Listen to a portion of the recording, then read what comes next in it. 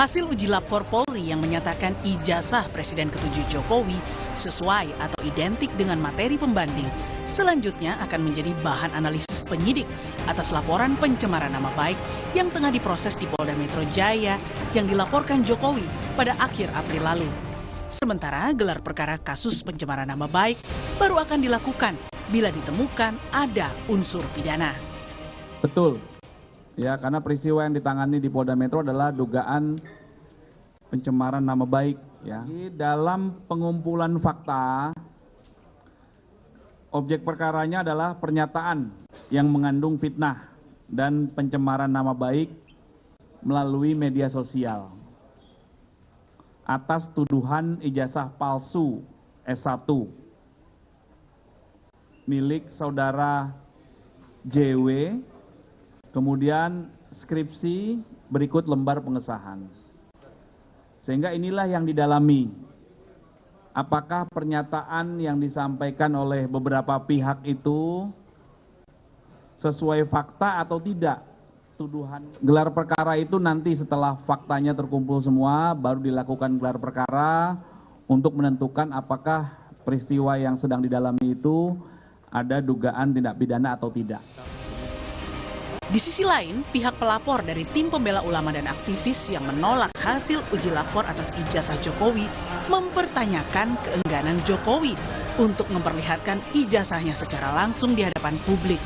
Menurut TPUA, hal tersebut bisa menjawab dugaan kepemilikan ijazah palsu mantan orang nomor 1 di Indonesia itu. Memang kenapa sih kalau datang ditunjukkan, nggak usah pakai pengacara, begitu banyak, nggak usah juga ke kabar eskrim. Udahlah, orang sekarang Jokowi Presiden itu mulai dari wali kota 2 kali sampai gubernur dan ini sudah 20 tahun lebih, sudah artinya dipilih oleh rakyat. Apa susahnya memberitahukan kepada publik tentang ijazahnya? Misalnya dikumpulin semua di satu tempat lah, mau di Hotel Borobudur, mau di mana terserah, panggil semua ahli IT, panggil semua jurnalis untuk inilah ijazah saya, inilah wisuda saya, inilah ini. Silakan difoto, dijelaskan, artinya komplit lah. Sehingga kami merasa senang kalau kami memiliki presiden yang jelas. Hingga kini, kasus pencemaran nama baik yang dilaporkan Jokowi di Polda Metro Jaya belum ada penetapan tersangka. Polisi yang sudah memanggil Roy Suryo, Dr. Tifa, dan Rizwan Syahipar kini masih mengumpulkan sejumlah bukti postingan dan pernyataan mereka terkait ijazah Jokowi di sosial media. Hal itu untuk memastikan ada tidaknya unsur pidana pencemaran nama baik. Tim Liputan, Kompas TV. Polda Metro Jaya yang kini memproses laporan Jokowi atas dugaan pencemaran nama baik mengaku akan menjadikan hasil lab for ijazah Jokowi sebagai bahan analisis penyelidikan.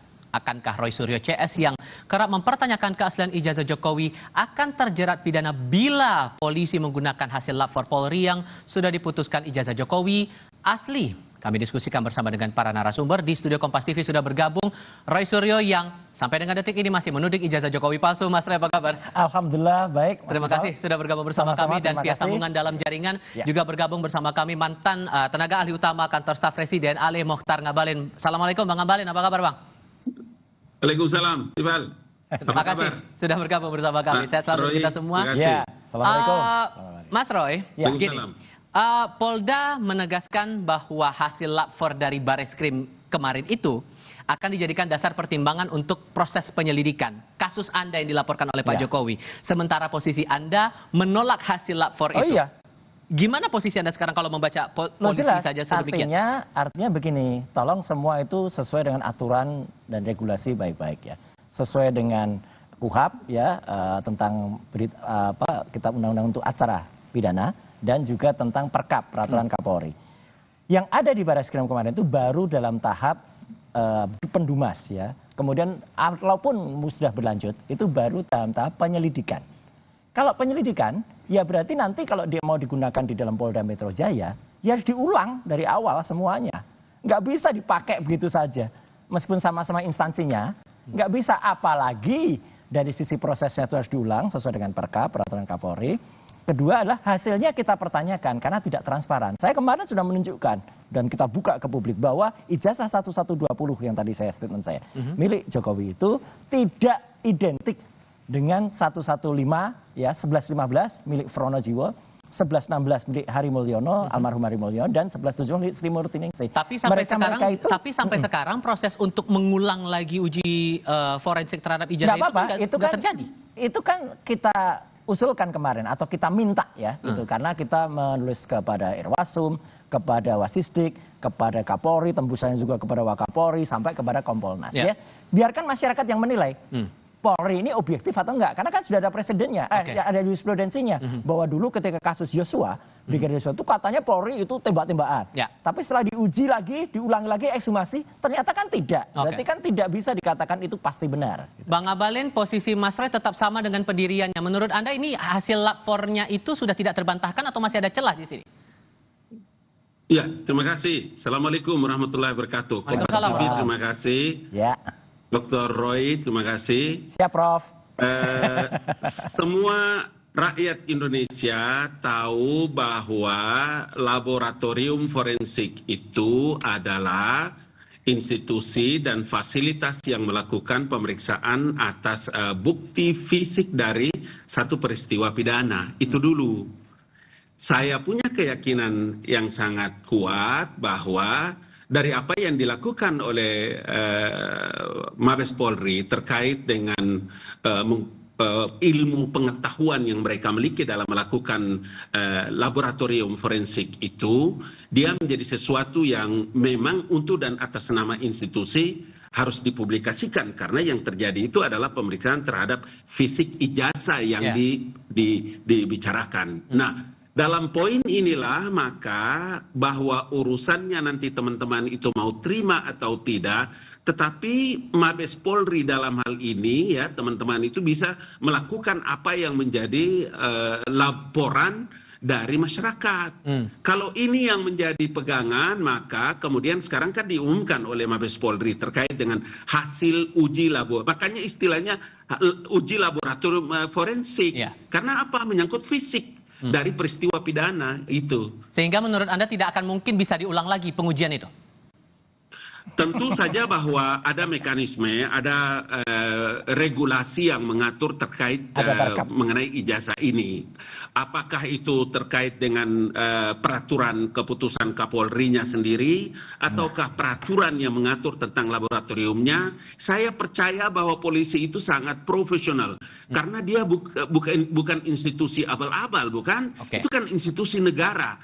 Jadi saya kira dalam posisi inilah saya kemudian Dr. Roy Suryo, Kompas TV punya tanggung jawab untuk memberikan edukasi kepada masyarakat terhadap proses-proses yang sedang berjalan. Jangan juga nanti kita itu membuat masyarakat tidak punya percaya kepada institusi negara. Menurut saya itu tidak terlalu bagus dalam kehidupan demokrasi. Sekarang kan prosesnya nih Mas Roy, Anda di Mapolda itu sedang proses penyelidikan. Ditambah lagi polisi menyebutkan pernyataan. Penyelidikannya aja belum loh.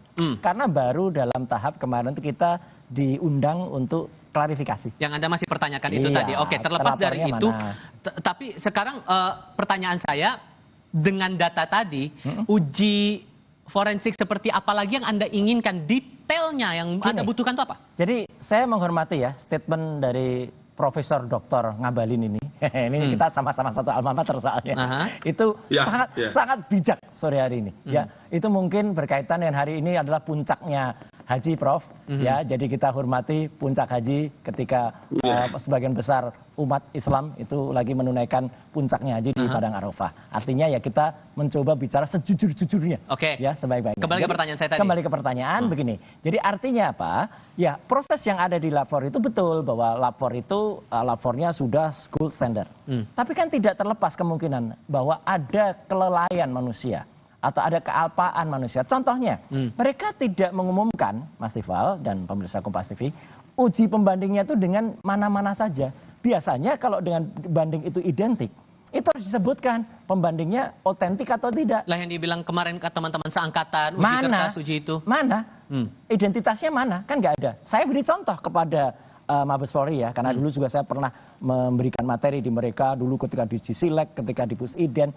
Semua itu harus dilakukan standar dengan SOP. Jadi misalnya uji pembandingnya disebutkan itu milik siapa sehingga kita tahu oh uji pembandingnya kalau yang saya lakukan kemarin persis yang sempat Mabes Polri, identik atau tidak dengan Pronojiwo 1115, 1116 almarhum Hari Mulyono, 1117 Srimurti Ningsih, dan ternyata 3 ini identik, benar-benar identik skrip gitu. Sedangkan yang 1120 tidak. Jadi saya mohon Mabes Polri terbukalah secara ilmu pengetahuan, terbukalah secara moral dan hatinya ya gitu untuk kemudian melakukan sesuai dengan apa yang diturunkan atau yang digariskan oleh Allah Subhanahu wa taala.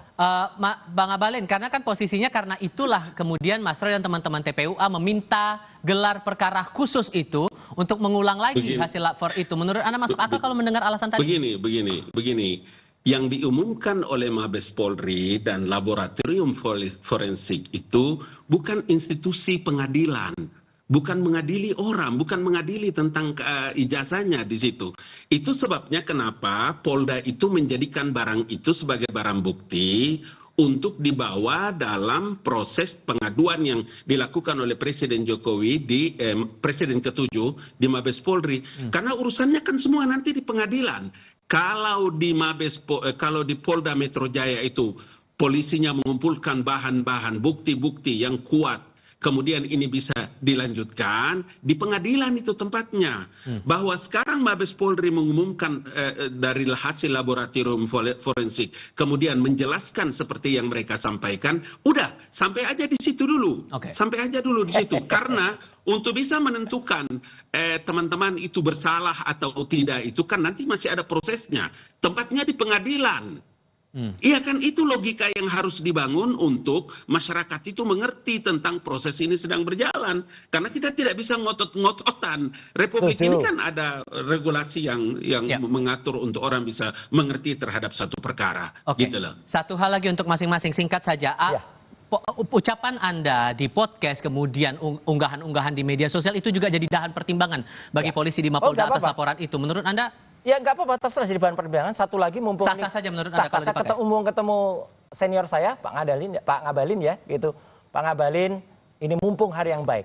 Saya ketuk hati Anda ya.